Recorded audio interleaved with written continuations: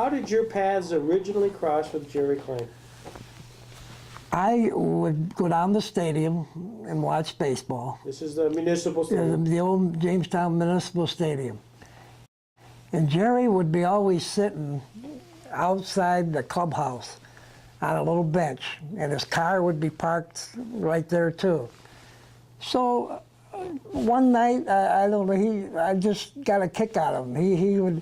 I was talking with him, and he would tell jokes and different things, and I really, just talking to him, even one night, seemed close to him. And then, of course, I'd go back to the games, and I'd see him all the time and everything. And it got to the point where we really became almost like father-son. I mean, Jerry would bring me in the clubhouse and everything, and he used to have a candy store in the clubhouse. Really? Yeah, it was, as you go What in. was his role in the clubhouse? How would you describe him? He was the guy that would do the laundry, shine the shoes, clean, scrub the floors and everything in the clubhouse and everything. In fact, a quick story is that, I won't mention the player's name, but there was a player that didn't keep his locker up. You know, he literally threw things, it was messy. So Jerry warned him, he says, you gotta get that locker straightened up and cleaned up. So make a long story short, he didn't. Jerry, of course, had to report to the manager, and the manager reported to the Tigers. In 2 days, he was gone. I mean, he was pretty mad. I even remember that. He was a pretty messy guy. So. And Jerry was also a bus driver, wasn't he? I mean, Yes, he was. He drove the Falcons bus driver. Sure. Some information I got from his sisters, family here, and I didn't realize this before, that Jerry was born in Warren, Pennsylvania. Mm-hmm. You know, on June 21st, 1902. And his parents were Isaac and Molly Klein. He had 4 brothers and 1 sister. He had 6 children, 3 girls and 3 boys. And Jerry had 14 grandchildren. Jerry had the very first taxi cab company in Jamestown.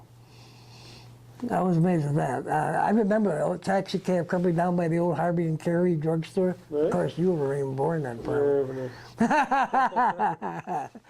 And then later his brother Charlie joined him in the taxi cab business. But then he also had, and this I didn't know, he had a newsroom on the corner of Washington Street, which is right behind Grant's, where Grant's was. But unfortunately, the newsroom was destroyed by a big fire, because there was a gas station near there, and apparently it leaked gas, dribbled down, and Jerry had this big pot stove in the newsroom where everybody would just hang around and talk like they do in coffee shops now, baseball and whatever. And unfortunately, the place blew up. And unfortunately, there was 1 death, unfortunately, and that was his wife's dad. Got killed in that explosion. Yeah, I didn't know all this until I talked to her, and then of course after that he started up another newsroom at 5 Point, where the old 5 Point grocery was. Yeah, but he also worked doing odd jobs around the stadium and everything. That's how he got built up in other jobs at the stadium and everything. Like I said, I told you before, he would clean the clubhouse, shine the players' shoes, coaches' shoes, do the laundry. The players would, you know, give him tips and everything for doing it and everything, you know. So, but Jerry, he was, to me, was like the ambassador at the ballpark. You come in the front gate, and you know, always Jerry, you'd hear him singing. He'd be singing at the top of his voice, you know, and everything. And it was just a great atmosphere. So later on, he got hired as a bus driver for the Falcons. They bought a bus, and he drove the bus. Now, here again, involved me a little bit, because he was always up in Lakewood at a place called Graham's Coffee Shop. It was right in the village. He'd park the bus, because he'd bring the players and the coaches up there to eat. And her name was Twyla Graham, and they were kind of like friends. They weren't married. But he'd be back of the counter doing hot dogs and everything, and raising heck like Jerry always did, you know, got on her nerves. But it was fun nerves, you know, I mean, it was fun to see. But I remember Danny Carnavelli up there, and Tony Lupian, everything. That's how far I go back up. But it was just great and everything. Jerry Klein. Oh. Probably the most humorous guy I ever met in baseball. Keep it a secret. If you had a curveball that broke like a bomb, you must have left in the league you came from. 85,000 our scouts paid for you. You keep on losing 12 and 15 to 2. Why don't you quit baseball? Try something instead. If you're a great pitcher, our team if you win a ball game, our team will drop dead. So if you're a great pitcher, it's now plain to see. You kept it a secret from me. That was Jerry Klein. Yep. He would be driving the bus singing that song all the time. Of the 1953 team, and one of the best teams ever in the history of professional baseball, was Danny Carnavelli. One of his star hurlers was pitcher Al Taylor. We come back from, we played at Wellsville. I think it was Wellsville, we coming back. So we were coming back on a road trip. I think you remember this, Dan. We had to stop for some worms outside of, out by Salamanca. So he says, it's only going to take a minute. I think you were coaching that year, wasn't you, when the bus broke down? So, yes. Yes. Well, he makes a right-hand turn. He says, it's out this farm. We're going to go up there and pick up these worms because we were home for 10 days or something like that. So he was going to do some fishing. So he picks up gets the worms, puts the bus in reverse. There's nothing. We had to be towed from was Salamanca to Jamestown. We had to wait for a tow truck to come from Jamestown, pick us up, take us into Jamestown. We got into Jamestown about 4:30, 5 o'clock in the morning. And we told Jerry, don't ever stop for worms. Ever. It's a pretty comical thing. I think he helped. Jerry Klein, in his own way, helped the players feel at home. Oh, And he was a big help to the ball club. A very big help to the ball club. He was friendly with everybody. He loved everybody. He was a fine human being. And he, you know, his lady friend had a restaurant over there in Lakewood. We used to go up there for breakfast once in a while. Yep. And he would tell stories and jokes that we would laugh for 2 hours. Detroit treated him good. Yeah, they brought him down to spring training. And he lived down there the rest of his life. Yeah, and he passed away down there. So I say, God bless his soul. Longtime sports writer of the Post-Journal, Frank Hyde, chronicled the career of Jeremiah Klein, known to many, many Jamestown people as Jerry Klein. In one of his last articles, Frank recalled Jerry Klein as singer, poet, fatherly advisor to rookie players, was a minor league institution. In his eulogy, Frank Hyde was quoted as saying, minor league baseball's active list lost one of its most colorful characters when the big umpire in the sky called a third strike on Jerry Klein, the stocky, slow-moving but quick-witted and often sharp-tongued man of many training camp talents. He said Jerry was a singer and a poet of sorts. However, privately, Jerry would admit, hell, I can't even call hogs. But he was entertaining. Klein prized one song he often delivered at baseball gatherings, including those attended by many major league officials, which never failed to delight his audience. Here's Phil Regan's Reminiscences. I'll tell you this story was Jerry Klein was the bus driver at that time, also was a veteran, and he had a song.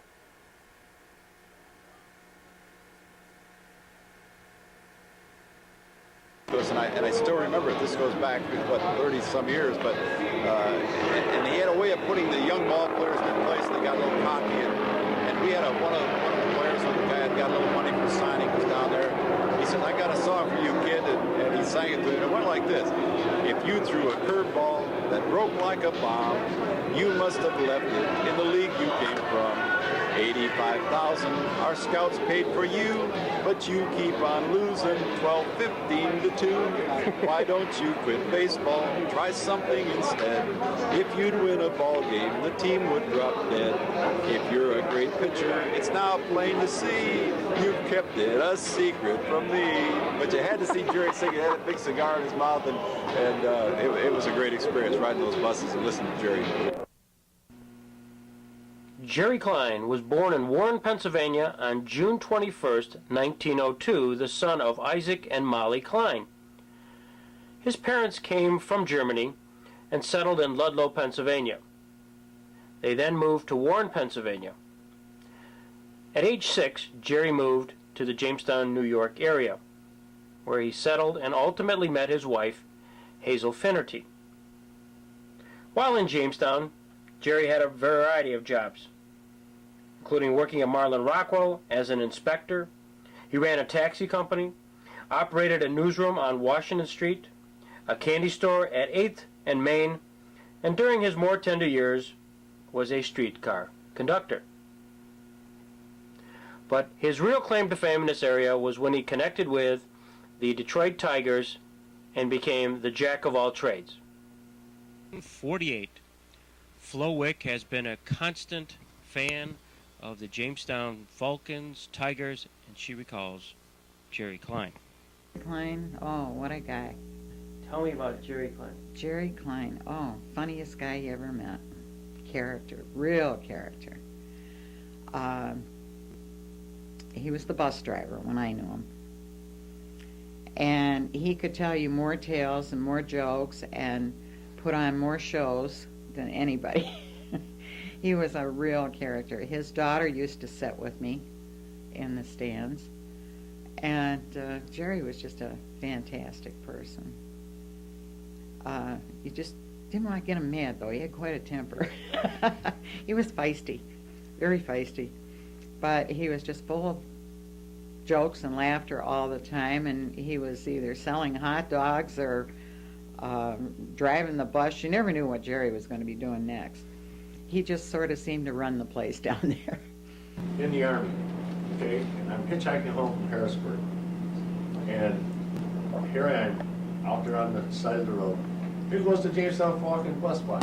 And I'm going, shit, they're going right to Jamestown. Excuse me. They're going right to Jamestown. Man, that's a great. Kenny Walters sitting in the back of the bus. He's screaming, hey, Jerry, that's Bastian back there. So they stopped the bus. I got on the bus. Now, this is the year after I played against these guys. Got on the bus and had a great time all the way back to Jamestown. Gabby Wintucky was on the bus, and it was a lot of fun. Yeah, Charlie Wall was there. You know, You didn't get killed, did you, on the bus? No, that's what I was worried about. But it was a lot of fun. It was really neat that that Kenny recognized me and started screaming out stop the bus. That was fun. But Bobby, explain to me the character of Jerry Klein. Jerry Klein. Okay, that's great. Jerry Klein was a short, stocky guy who always wore the flat top cap and always had a cigar sticking out of his mouth, out of the corner of his mouth. And he was a lot of fun. And did you ever have any party? Jerry Klein was a bus driver? No, I never had. No. And Jerry was just a neat person. He'd go out of his way. He was like the bus driver, the trainer, and everything else for the Falcons. And he was the number one Falcon. I mean, he was it. A man who served just about every function there was to be had at the ballpark was Kinky Kinberg. Jerry Klein. Jerry Klein. Jerry Klein, he was a showman. He started out as a vendor. I think he could outsell anybody no matter what he was selling. But he ended up being the bus driver for the Falcons for a good number of years after that. But he was a vendor at the ballpark, and he was an institution. He really was. Klein taxi. That's right. I forgot about that. He did have. His favorite player was Myron Ginsburg. Yeah. Oh yes. Yeah. Myron Ginsburg, right? Who played in the majors. He was from Baltimore, I believe, but he played a short time in the majors. Up as the sports director of radio WJOC and covered a variety of Jamestown Falcons game and subsequently became its owner in 1956, Jerry Lawson. Kinky talked about Jerry Klein. I had occasion to meet with Lefty Gomez, who had been in town several times as a representative for the Sporting Goods Company, and I belonged to an organization out there in California, and we got Lefty to be a speaker at the organization, and so it was great to renew my friendship with him again. And the first thing he asked me is, "What about Jerry Klein?" He said there, because Lefty remembered Jerry very, very well. And Lefty had been with the Wilson Sporting Goods Company and made a lot of calls here and sold all their equipment to the Falcons and to the various stores in this area, and he was a great guy. Frank Hyde reported that one time when they were coming up from Lakeland, Florida with the Falcons, the bus heading north from the training camp broke down in a Pennsylvania town.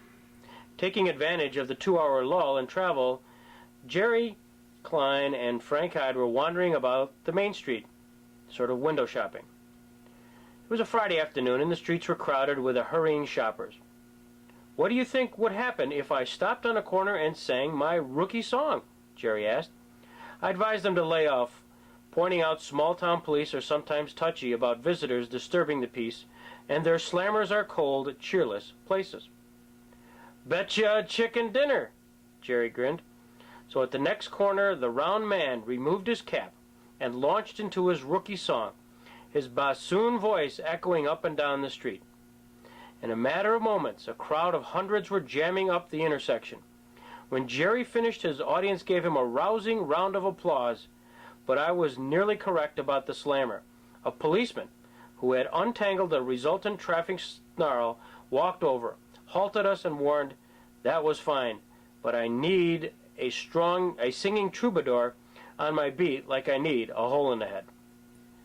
Frank went on to state, "Needless to say, I lost a chicken dinner."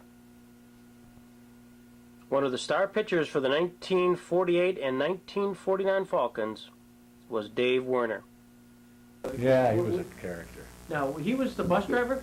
He was the bus driver. He kind of took care of everything for the ball club. Yeah. Driving the bus, I mean, he was just a real character, Jerry. And we had this Marv was a real strict guy, but anyway, we used to screw it around a lot. And one night we had a game in Wellsville. Do you remember Bob Decay? Mm-hmm. Well, Bob and I are still real. In fact, I'm going to see him tomorrow when I go up to Port. We still visit a lot. He lives in Ithaca. And so we had a game in Wellsville one night, and we had this bomb that you put on the spark plug, Mm-hmm. you know, it's at you. Well, then the game kept on going back. We took it off a couple times because we knew Olson would get pissed off, if we lost. So finally, we won the game, and Jerry Klein steps on the accelerator, and this goddamn thing starts whistling. Right? These guys are running out the doors, really, Olson and the rest of them. And Bob Duquesne and I sitting in the bus laughing like hell. And Olson really was pissed. He got it, you bastards. How did Jerry take it? Oh, he was, I can't remember, but he was a character. He was fun. Jerry was a nice guy. 1951, 52, and 1955 Jamestown Falcons, Tony Lupian.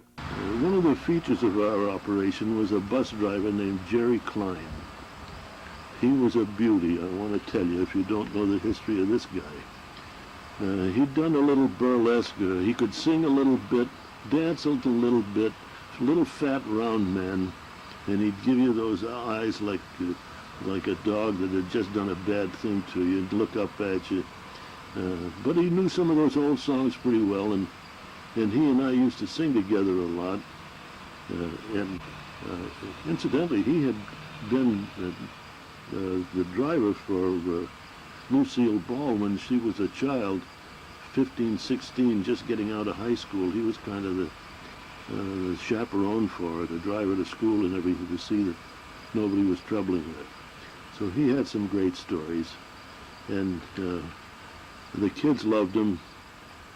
He was well known in every town, and he was one of the characters that made managing in Jamestown, for me, a great pleasure. 1962 was a championship year for the Jamestown Tigers. And there was Jerry Klein. The bat boy that year was Steve Johnson. If there was a rain delay, he would go up in the stands with a microphone and sing. He was a good singer. If Jerry Klein wasn't singing, who was a bad singer. Microphone entertained the crowd. Really? Yeah. You know, if it was just pouring sheets of rain, Jerry, they had a microphone they lowered down from the press box on a big cord, and he'd tell jokes and sing dumb songs and entertain the crowd. They'd be singing along with him, because everybody from the bleachers would move into the grandstand. It was covered, and you know, we're just sitting around in the dugout with nothing to do. So every once in a while, like I said, Ralph Woods would go there and he'd sing, you know, whatever he wanted to, but more up to date. Jerry sang stuff like "You Are My Sunshine," you know, stuff like that. But it was just, he just entertained the crowd until the rain let up, or it was called, or whatever. He was sort of the jack of all trades, wasn't he? Some programs. He was like, he was the fixer. He was he was the manager of the team, but he was sort of their dad too, I guess, if you want to call it that. He just looked after them all. Yeah. He had a green, probably 38 or 39 or 40, I think it was a Cadillac or a Sal two-door. There was as much trunk behind the passenger area as there was hood in front. It was a huge long thing. He rode that back and forth from Florida every year. It was, I don't know if he lived in it or what, but it was just about enough room in there for Jerry. He had. But he, 10 or 11. Oh, yeah, big Did he? He lived on the farm. Oh, yeah. He would take care of it. I never saw him without a cigar butt. No, yeah. Never. Reported that Jerry Klein drove bus for many Jamestown managers: Marv Olson, Bob Shockey, Tony Lupian, Danny Carnevale, Danny Litweiler, Wayne Blackburn, Jack Papke, and Pat Mullen. He also said losing managers are often hard to drive for en route home. In fact, Marv Olson would grab the wheel and drive for the first 50 miles after they lost. It was also reported that Pat Mullen, when he managed Jamestown, was chagrined over the fact that there was no Irishman on the team. So he rechristened Jerry to Jerry O'Klein. Jerry was just about everything. He was the bus driver, he was the best fan on the road, and certainly a showman. And when he was selling, he'd often sell popsicles. And what he'd use is, "Give your tongue a sleigh ride. Buy some ice pops." That was Jerry Klein. Bus driver and my happy smiling man. He had everybody laughing all the time, and he used to sing songs, and he had one song in particular that he used to sing, and it was "Keep It a Secret." And he had words to that song which said, if you had a curveball, the manager told us to the pitcher, if you had a curveball that broke like a bomb, you must have left it in the league you came from. 85,000 our scout paid for you, and you keep on losing 12 and 15 to 2. Why don't you quit baseball? Try something else instead. If you win a ball game, our team will drop dead. And that was the words, some of the words that he used to sing as he's riding the bus. And if anybody got too obnoxious in the bus and would make noise, he would stop the bus. He'd pull over on the side and say, "I'm not driving this bus one more foot until everybody behaves themselves like human beings." And he was fun. We had more, and then we had a lot of fun with him in Tiger Town, because he lived there. Oh, no kidding. He ended up living there 12 months a year, and he was like the custodian for the area, and he loved it. What was his background? You know? He was from a little town, Faulkner. No, not Faulkner. There's another little town, had a restaurant. There was a summer resort area outside of Jamestown. I can't think of the name of the town. He had a coffee shop in there. He owned a coffee shop I'll be darned. in the beginning, and then he was always loved baseball. And he was always around the players, and he's always in the clubhouse, and he stayed with it. Yeah. Actually, it was he was a tribute to the team because of his happy attitude. I love to see people with happy, positive attitudes, and he was one of them. He was great. He never let a player get down. He'd pat him on the back and cheer him when they got. Some of those players, go 0 for 4, and they thought the world was going to come to an end. They said, tomorrow's another day, you get 3 hits tomorrow, and try to keep it pepped up. He would do it all the time. He was excellent. 62 article entitled Klein Named went on to state that Jerry Klein, a resident of Jamestown for the greater part of his life and a 14-year veteran in the Detroit Tigers organization, will be the trainer and clubhouse attendant for the 1962 edition of the Jamestown Club. It further went on to state that Klein, probably as well known to sports fans of Jamestown vicinity as any non-athlete, was with the Jamestown Tigers in 1961 in the capacity of concessions overseer. The colorful Jerry first entered the service of the Detroit organization as a driver for the old Jamestown Falcons in 1948. It also went on to state that during the last several winters, Klein has maintained off-season watch of the Tigertown premises and properties in Lakeland, Florida. Jamestowners fans will recall Klein for his feats during another phase of his career. He was one of the ace pitchers in the long since defunct Jamestown Morning Post Softball League. Jerry would continue to work for the Detroit Tigers until his death, and would be involved in the Jamestown Tigers through 1965, when a rift occurred between the Tigers and the Jamestown team. Ralph Snyder, who was the assistant general manager, said to Marty Haynes, "I'm shocked." And Marty Haynes says, "We are shocked over you being shocked." Lots of ill feeling between Jamestown and Detroit over leaving them with such a lousy team in 1965 resulted in the severing of the relationships. It also severed a long-time relationship that Jerry had with the Jamestown Ball Club. Tigertown has given us a fine training facility, number one, but secondly, I think it's brought our organization together, whereby we work together during the spring, we eat together. It's a lot of camaraderie is developed here. It brings you closer to your players, to your coaches, instructors, and it's been a magnificent facility just on those aspects. Throughout your stay at Tigertown, your performance has been watched with interest by Tiger Club officials and minor league managers. If you are assigned to one of the Tigers minor league clubs, you know that your performance will be checked frequently and closely, and that players who come on fast are moved up fast. It was great, of course, with the customers. I mean, he basically brought in the business. I mean, they had good food, but he'd bring in the business, everything.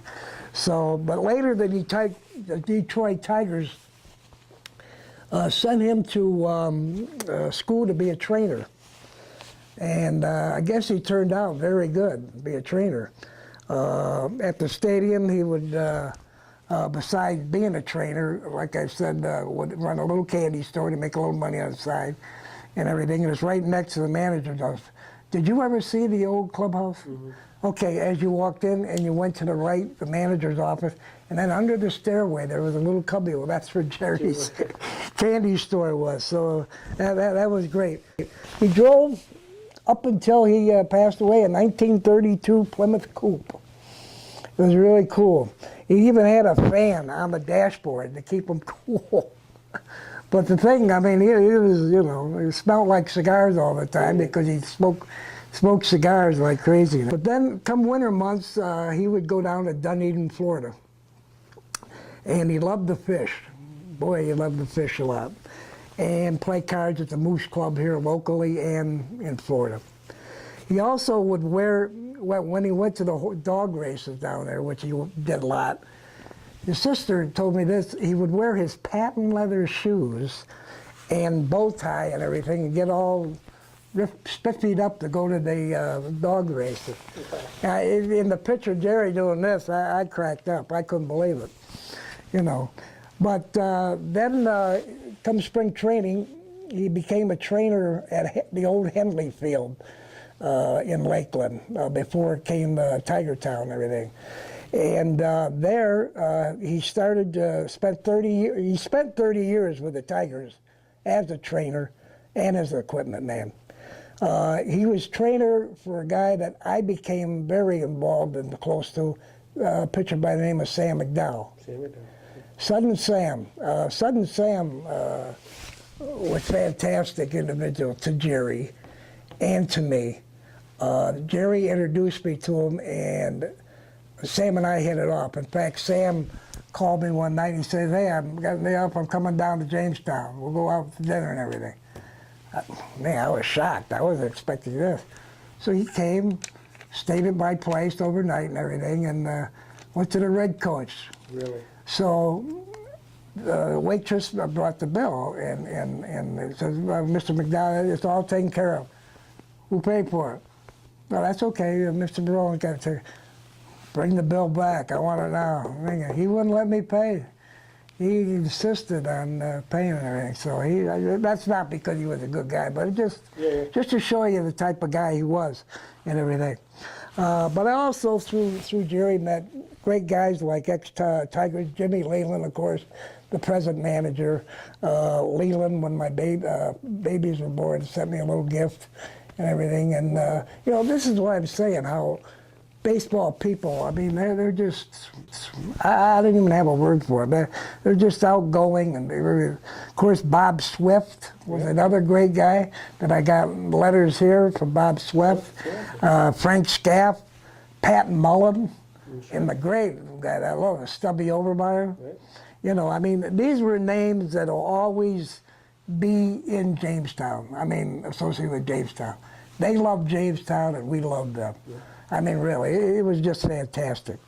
And I had a chance when I was in Cleveland, when Jerry took me into a game to meet Charlie Dressen when he was the manager of the Tigers. Well, it was kind of odd how I met him. We were at the Pewter Bar in Cleveland. It's a nice restaurant there. And we were there, and all of a sudden Charlie was kind of getting a little tipsy, I guess. So they asked me, Pat Mullen and Frank Scaffenbuff asked me if I'd walk him back to his room at the hotel. Sure enough, that's what I did. And I got a nice letter from Charlie Dressen afterwards. That's terrific. You know, I mean, it was just a great time. Unusual time to meet Charlie Dressen, but it did. And another one I became very close with was Jim Rooker. Jim Rooker was a fantastic guy. Rook still has a restaurant in Pittsburgh along with his son David. But him and Betty were good. Betty was his now ex-wife, but she was always around. And they were just great people. Just great people. And another thing, one of the first guys, the very first guy I met in Jamestown, I was just 18. I was driving my car around the city for some. And all of a sudden, I saw these two guys. I was standing outside the Hotel Jamestown. Well, in my eyes, I could tell a ball player and everything. Sure enough, they were Tigers. So I pull up, I says, "Do you need help or anything, or any directions or anything like that?" And he says, "Yeah, could you give us a ride to the ballpark?" I said, "Oh, fine." Well, make a long story, it was Ike Brown sure. and Dick Hazard. Sure. Dick Hazard was a left fielder, okay? And those are the two guys, the first two guys I met in pro baseball. But other ones, I think some of the guys I knew but weren't as close as Rooker and some of these other guys. Gabby White-Tucky, who was the catcher, Rick Lysecki, second baseman, Paul Petro, played short, George Risley, and my favorite Falcon back then was Johnny Viola, a right fielder. I love Johnny Viola. And then I remember a guy by the name of... This would have been the early 60s, right, George? I'm thinking of Rooker and Hazard. Rooker would have been, in the 60s, yeah. These other guys would be in the 50s. Alusik and all these guys. Okay, George Alusik. Oh, yeah, sure, of course. Great name. Yeah. You know, for some reason, George Alusik always reminded me of Rocky Calavito. I don't know. But I remember going to the concession stand. And back then, I'm not sure if they have them now or not, they had baseball cards of the Falcons. You know, like we do tops and all that stuff. And the first one I ever got was a pitcher by the name of Jerry Davies. Jerry Davies, sure. Jerry Davies, a big, tall right-hander. Never forget. Yeah, so some of those things. But after the Falcons, Jerry just, you know, would pretty much just fish and everything and, you know, hang around. You know, then I believe after the Falcons, I'm not sure who came in, Expos or no? Well, no, after the Falcons, Tigers left, it would have been, let's see, the Dodgers and the Braves all had a couple of years. That's right. Yeah, no, that's right. I remember that, the Braves and the Dodgers. And of course, the GM, I remember back in the Falcons, Hillman Lyons. Hillman Lyons, he was a very, very nice gentleman. What about Nick Ciccarello? Nick Ciccarello. Well, he's the next one. Yeah. Nick Ciccarello, I guess, got a little, you know, wild around town, but he was great. He was great with the players and great with the public and everything. And he was a good promoter. Yeah. Very good promoter. He kind of like Nick Criolla in basketball, you know. Nick was that way. A lot of people were down on Nick, the way he recruited and everything, but he packed the place every night, gave kids, you know, education, everything, tutoring and everything. So, you know, but Nick Ciccarelli, yeah, he's quite the guy. And then there was a guy by the name of, this guy was a pitcher, Ken Avery. Mm-hmm. His dad played ball, I think. Yeah, I'm pretty sure he did. Well, Ken hit the farthest ball I seen him hit at the stadium. He hit it when the center fielder with his back against the old Jamestown Moose Lodge scoreboard. I mean, it's over 400 feet back then. Yeah, wow. You know, and he was just a pitcher, you know, and the outfielder caught it and everything, but that's the farthest ball I ever seen hit at the stadium. You know, I mean, it was something. But there was other great players back in the Stubby Overmeyer days. Art Cabatas, left-hand pitcher, that was great. Bernie Kazakavage. Wally Shear, first baseman. You know, Tommy Schroeder, third baseman. Tommy and I used to play in my backyard. Used to get a plastic golf ball, and with a regular bat, we'd pitch each other, and we'd have games like and everything. See, the thing of it is, a lot of these guys on Sundays, my mother, God bless her, would have players over for dinner. Really? Yeah, my mom and dad would feed the players on Sunday for dinner. Not the whole team, but different ones each time, you know, and everything. And they reciprocated by, you know, getting my mother buying her a sweater and all that stuff. I mean, these players were just first class. And Joe Cernich, Chuck Hughes were other ones that I became close to. Don Bryant, he was the bonus baby, wasn't he? Don Bryant was the bonus catcher. Didn't hit good. He was like Leland. Leland didn't hit good either, but good defensive catcher. But Don Bryant, they called him the barber. Don Bryant gave all the guys the haircuts. Yeah, he gave all the guys the haircuts and everything. So most of the players had an apartment in their old Roberts building, behind the Roberts building, because it was right across from the Ritz restaurant. And they would all eat their breakfast, lunch, and dinner at the Ritz restaurant, because the owner of the Ritz would you know, like hold on to the bill until their check came, and then the guys would pay their check, and then they go pay the bill. Yeah. But they all hung out at the Ritz restaurant. He gave him credit. That's great. Yeah, he gave him credit. All 3 meals. I mean, it was good. I can't remember who owned the Ritz restaurant at the time, but Ritz restaurant was a busy place. Good old Jamestown. Larry Rojas. Larry Rojas, sure. God bless him. Larry Rojas. I took him to his first Major League Baseball game. There was the Tigers had a day off, and I said, Larry, let's go to Cleveland and see a game. Okay, you know, he kind of spoke a little broken land Cuban, like. So we went to the game, and Bubba Phillips was playing that day, and Larry would get the biggest kick out of when the announcers would say Bubba, and so he would go a lot, coming home in the car, Bubba, and he'd laugh, you know. Once again, I'd go down to Clearwater, some spring training, when Larry was with the Phillies. And he just welcomed me with open arms. I mean, you know, there hasn't been a ball player that I haven't met that hasn't gone out of their way for me. And Tell me about Jim Leland. Did you, Scott was telling me about a story. Jim would either come to your house for dinner and he liked a certain meal that your mom made. Was there something with that? Well, my aunt used to come in from Buffalo a lot of times, and she'd make pasta, spaghetti.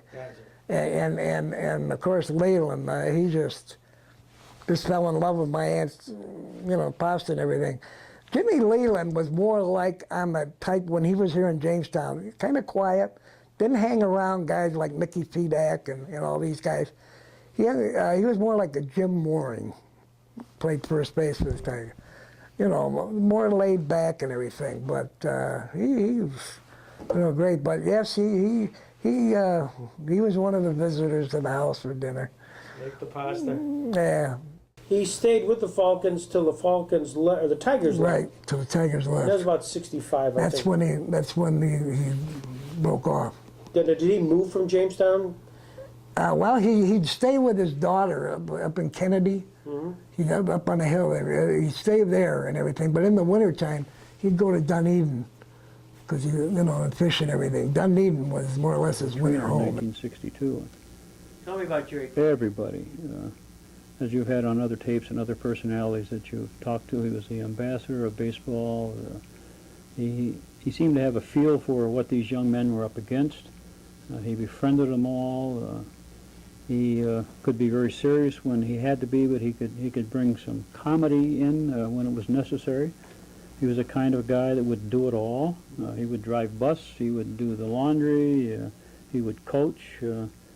Necessary, he'd let them put their head on his shoulder, and he could growl a little bit for them too. So, you know, he was just an outstanding personality. I met him in the tail end. I knew of him when I was as a kid going down to the stadiums in the 40s and the 50s, but really didn't get close to him until the 60s. And I'm glad I had that opportunity. As everybody you talked to said the same thing. From all of us to all of you, Jerry, thanks for the memories.